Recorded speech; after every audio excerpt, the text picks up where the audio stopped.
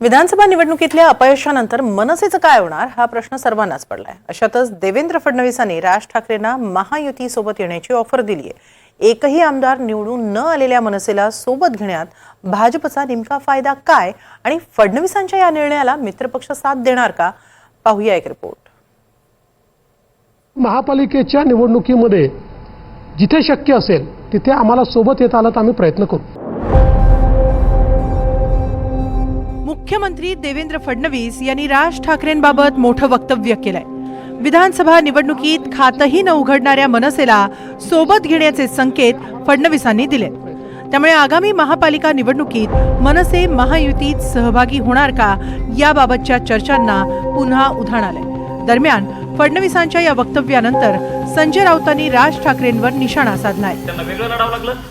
बघा, राज ठाकरे यांना खेळवलं जातंय। राज ठाकरे भाजपच्या हातातले खेळणं झालं हे आता स्पष्ट दिसतंय। काल देवेंद्र फडणवीस यांच्या वक्तव्यातून स्पष्ट झालंय की राज ठाकरे हे भारतीय जनता पक्ष सांगतील त्या पद्धतीनं भूमिका घेत आहेत आणि त्याच्याविषयी मला आता मत व्यक्त करायचं नाही। लोकसभेत, विधानसभेत, आता महानगरपालिकेत देवेंद्र फडणवीस ठरवत आहेत त्यांनी काय करायचं हे। राज ठाकरेंच्या बदलत्या राजकीय भूमिकांमुळे ते नेहमीच विरोधकांच्या निशाण्यावर राहिले। लोकसभा निवडणुकीत महायुतीला बिनशर्त पाठिंबा दिला आणि विधानसभा निवडणुकीत स्वबळाचा नारा, त्यामुळे मनसेला मोठा फटका बसला।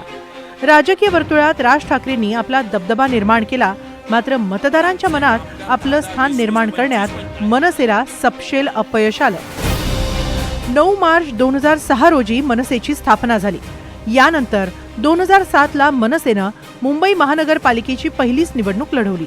त्यावेळी मुंबईत मनसेचे 7 नगरसेवक निवडून आले, तर पुणे महानगरपालिकेत 8, नाशिक महानगरपालिकेत 12 आणि ठाणे महानगरपालिकेत 3 नगरसेवक निवडून आले।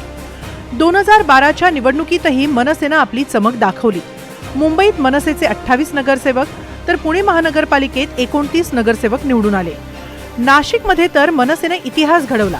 तब्बल 40 नगरसेवकांच्या बळावर मनसेनं सत्ता स्थापन केली। ठाण्यात मनसेचे 7 नगरसेवक निवडून आले होते। मात्र 2017च्या महापालिका निवडणुकांमध्ये मनसेला उतरती कळा लागली। मुंबईत मनसेचे फक्त 7 नगरसेवक निवडून आले, मात्र एका वर्षातच 6 नगरसेवकांनी राज ठाकरेंची साथ सोडून ठाकरे गटात प्रवेश केला। तर पुण्यात मनसेचे 3, नाशिकमध्ये 5 तर ठाण्यात मनसेला भोपळाही फोडता आला नाही। मनसेचा राजकीय प्रवास धडाक्यात सुरू झाला, मात्र मनसेला आपल्या कामगिरीत सातत्य राखता आलं नाही। तरीही फडणवीसांनी राज ठाकरेंना सोबत घेण्याबाबत रस दाखवलाय। लोकसभा निवडणुकीत राज ठाकरेंनी दिलेल्या पाठिंब्याची परतफेड करण्याचा हा प्रयत्न असू शकतो। मात्र या निर्णयावर महायुतीतल्या मित्रपक्षांचं काय मत आहे हे देखील जाणून घेतलं पाहिजे। मेरे ख्याल से महाराष्ट्र राज्य के मुख्यमंत्री देवेंद्र जी ने युति के बारे में, अलायंस के बारे में अगर कुछ बात कही हो तो उसके ऊपर मैंने बात करना उचित नहीं है, क्योंकि हमारा निर्णय जो है वो शिवसेना पार्टी का है। शिवसेना पार्टी के नेता माननीय एकनाथ शिंदे साहब है। एकनाथ शिंदे साहब के नेतृत्व में हम काम करते हैं। एकनाथ शिंदे साहब अलायंस के बारे में जो कुछ निर्णय लेंगे उसका हम समर्थन करेंगे।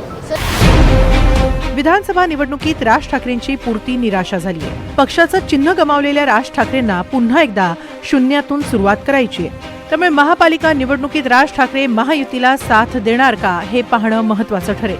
Bureau report, NDTV Marathi, Mumbai.